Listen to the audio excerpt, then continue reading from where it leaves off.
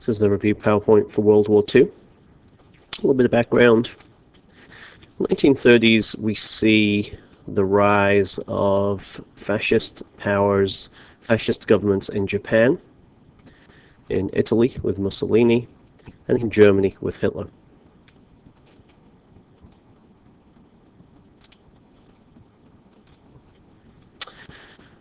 World War II began with Hitler's invasion of Poland, followed closely by the USSR's invasion of Poland in 1939. In the first 2 years of the war, the United States was neutral. While the United States was neutral, Germany overran most of Europe. It attacked Great Britain from the air, the Battle of Britain, and in 1941, Hitler turned on the USSR, invading them. So you can see by 1942, Germany had taken over most of Europe.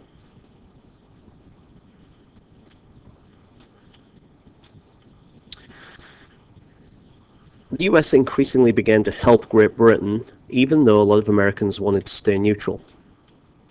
And the two that the SOL wants you to focus on are the destroyers for bases, where in return for old naval destroyers, Great Britain, the US gave Great Britain old naval destroyers in return for military bases in the Pacific and the Caribbean. And the big one was the Lend-Lease Act, where the United States agreed to allow Great Britain and China to use its military equipment. And FDR described this as lending a garden hose to a next-door neighbor whose house is on fire. During the 1930s, a militaristic Japan invaded and brutalized Manchuria and China as it sought military and economic domination over Asia. The United States refused to recognize Japanese conquests in Asia and imposed an embargo on the exports of oil and steel to Japan.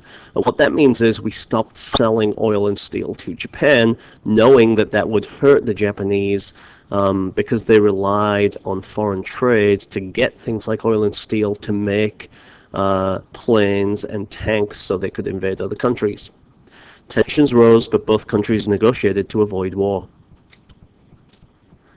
So you can see this map showing Japan. The darker green shows what Japan owned by the 1930s. So you can see they had taken over Korea, and in 1931 they're going to attack China and Manchuria, and in 1937 they're going to invade the rest of China. While negotiating with the United States and without any warning, Japan carried out an air attack on the American naval base at Pearl Harbor, Hawaii on December 7, 1941. The attack destroyed much of the American Pacific Fleet and killed several thousand Americans. Roosevelt addressed Congress and told Congress that the Pearl Harbor attack was a date, December 7th. The date was a date that will live in infamy. FDR asked Congress to declare war on Japan. And there's a picture of one of the ships sinking after it had been attacked. After Pearl Harbor, Hitler honored a pact with Japan and declared war on the United States. The debates over isolationism and neutrality in the United States were over. World War II was now a true world war, and the United States was fully involved. The Allied strategy focused on Europe and defeating Hitler first. In the Pacific, the United States strategy was called island hopping. This is where the US would gradually retake islands in the Pacific from Japan. Not all of them, strategic islands in the Pacific. Take the war closer and closer to Japan. By taking these islands, getting closer to Japan, the United States could set up military bases from which to launch an invasion of Japan. Okay, so you can see here, the blue lines show the island hopping. We didn't reclaim every single island from the Japanese, but we would take strategic islands, hop to other islands, and eventually we got really close to Japan. Once we'd taken Iwo Jima and Okinawa, we were close enough to start bombing raids on Japan. Germany hoped to defeat, this is the Axis strategy. Our enemies in World War II were known as the Axis, Germany, Japan, and Italy. Germany hoped to defeat the Soviet Union quickly, gain control of Soviet oil fields, and force Britain out of the war through a bombing campaign and submarine warfare, before America's industrial and military strength could turn the tide. Following Pearl Harbor, Japan invaded the Philippines and Indonesia and planned to invade both Australia and Hawaii. Her leaders hoped that America would then accept Japanese predominance in Southeast Asia and the Pacific, rather than conduct a bloody and costly war to reverse Japanese gains. Right, some of the key battles and turning points. In North Africa, key battle was El Alamein. That prevented Germany from getting to the Suez Canal, getting control of the Middle East, and gaining Middle East oil supplies. Key battle in Eastern Europe in 1943 was Stalingrad. The Germans had invaded Russia, the USSR, and the Russians stopped them at Stalingrad and captured a large part of their army, and that was the turning point in the East. And in 1944, in June 6th, the Allies launched the D-Day landings at Normandy, and this began the liberation of Western Europe. Alright, here they are on the map. El Alamein in 1942, Stalingrad. So El Alamein, remember, is the turning point in North Africa that prevents Germany from getting to oil supplies in the Middle East. Turning point in the Eastern Europe is Stalingrad. German defeat there prevented Hitler from getting oil supplies in southern Russia over this direction. And Normandy, the D-Day landings are important because we begin the liberation of Western Europe.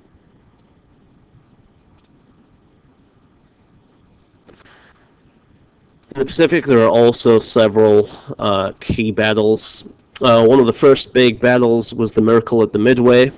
The Japanese were planning to invade Hawaii proper. The United States intercepted and decoded their military codes, so we knew an attack was coming, and the United States ambushed the Japanese Navy, and at the Battle of Midway defeated them and began to turn the tide in the Pacific. Iwo Jima and Okinawa are really important. These are islands that are fairly close to the mainland of Japan. By taking these islands, the United States is able to take the war closer to Japan and establish military bases from which to attack Japan. One of the key things about Iwo Jima and Okinawa is that the Japanese fought really fiercely on both of these islands, and that suggested to the United States that the Japanese would not surrender, and that if the United States invaded Japan, they would lose a lot of men. And of course, in August of 1945, we dropped 2 atomic bombs on Hiroshima and Nagasaki. There are several important minority units you need to know in World War II. In general, African Americans served in segregated military units and were assigned to non-combat roles. But during World War II, they did demand the right to serve in combat rather than support roles. In World War I, African Americans hadn't done much fighting. They'd done kind of mindless jobs like digging trenches, that kind of thing. Minority units, the Tuskegee Airmen, these are all minority units. So these are units made completely up of minority groups. The Tuskegee Airmen, shown here, important group. They were pilots, African American pilots during World War II. The Nasai, pictured here, are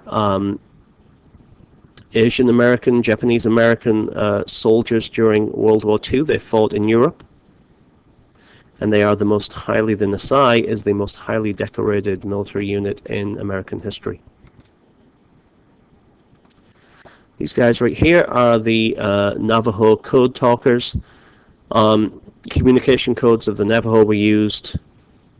The Navajo did not have a written language, and only 40 Navajo Indians were around in 1940 that knew how to speak their language.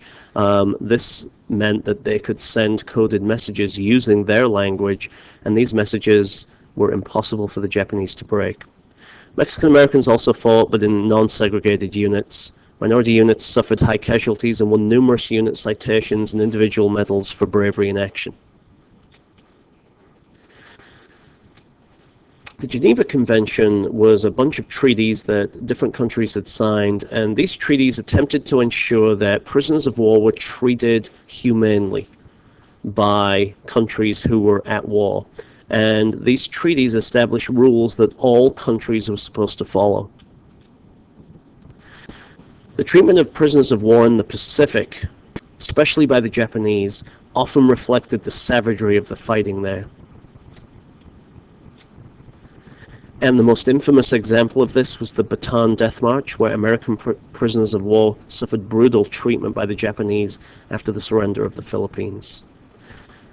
Japanese soldiers often committed suicide rather than surrender. The treatment of prisoners of war in Europe more closely followed the ideas of the Geneva Convention. And there's the Bataan Death March. We're in the Philippines here, and American troops surrendered in the southern part of this island called Luzon, and then the Japanese marched them north. This is about 70 miles, and didn't give them food, didn't give them water, and killed any soldier that tried to escape.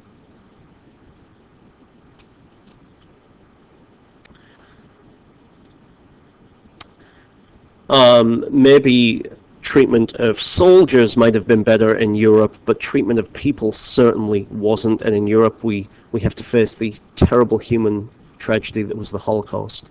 And you need to know a couple of terms for the SOL. A genocide is the systematic and purposeful destruction of a racial, political, religious, or cultural group. Final solution, this was Germany's decision to exterminate all Jews. Jewish people weren't the only people attacked by the Germans in their camps. Jews were obviously the most numerous people who were attacked and killed, but also Polish people, other people from Eastern Europe that we call Slavs, gypsies, and other undesirables in the eyes of the Nazis. People, for example, like homosexuals, the mentally ill, political dissidents. This means people who spoke out against the Nazis. And there's a picture of a concentration camp.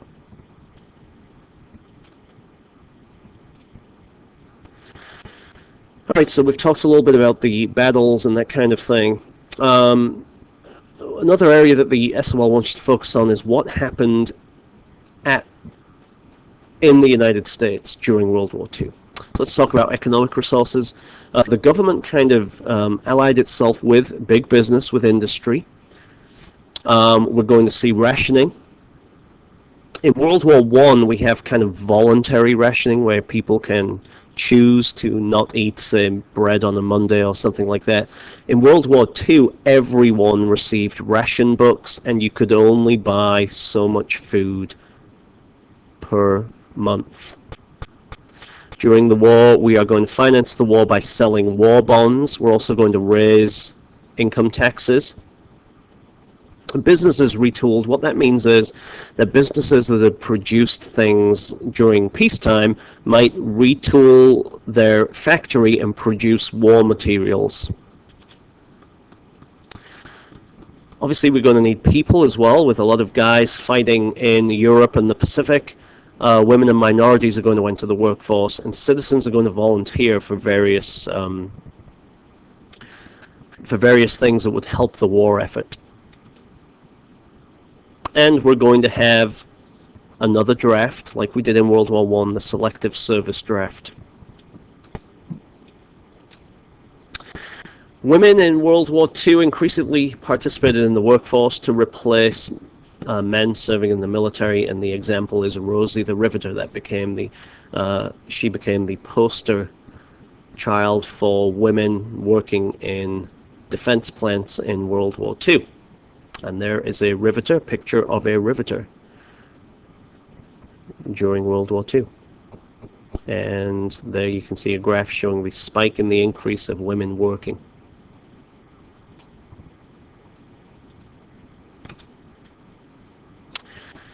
Any women in the military typically participated in non-combat military roles.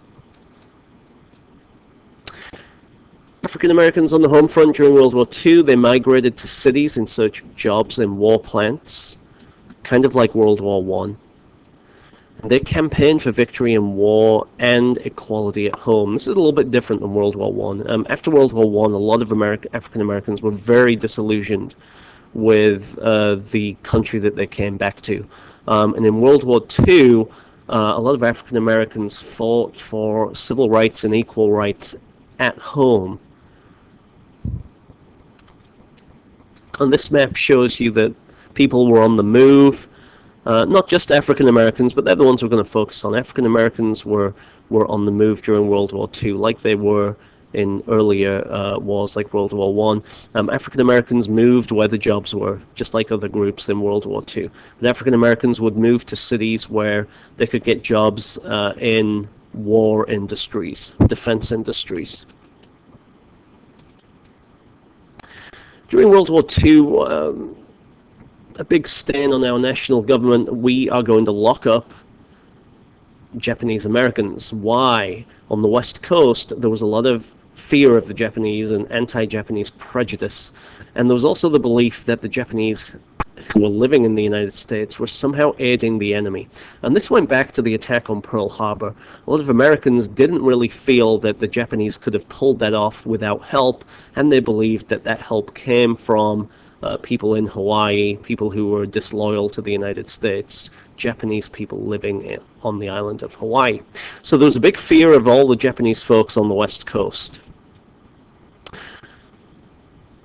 Through an executive order by the United States President at the time, FDR, Japanese Americans living on the West Coast were relocated to internment camps. These were all located on the west side of the country. They were located a little bit in from the coast. They weren't right on the coast. They were often in states like New Mexico and Arizona, places like that. The Supreme Court in 1944 upheld the right of the government to do this. Obviously, people were going to sue the government over this, and in Korematsu versus USA in 1944, the Supreme Court said that the government had the right, because it was a military necessity, to lock these folks up.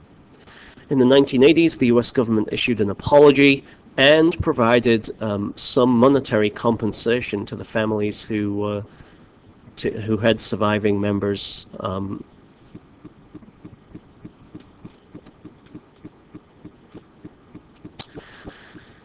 During World War II, media has kind of moved on a little bit from World War I, so by now we have the radio is well established. Obviously, television is in its infancy, and movies were kind of established at this point. The United States government is going to maintain a strict censorship of reporting of the war. Public morale and advertising campaigns are going to keep Americans focused on the war effort and make sure that there's one unified message being sent to the people. Now, remember, the 1920s and 1930s had seen the rise of radio and movies in Hollywood, and the entertainment industry is going to be co-opted by the government, and they're going to produce movies, plays, and shows that boosted morale and patriotic support for the war, as well as portraying the enemy in stereotypical ways. Right, so you can see this is from our textbook, The American Vision. Hollywood goes to war. In 1942, Roosevelt creates the Office of War Information to improve the public's understanding of the war, and several filmmakers are going to produce movies for the government. All right, and here one of the biggest companies that did this was Walt Disney. All right, and there we see a very famous propaganda movie, Der Fuhrer's Face, starring Donald Duck.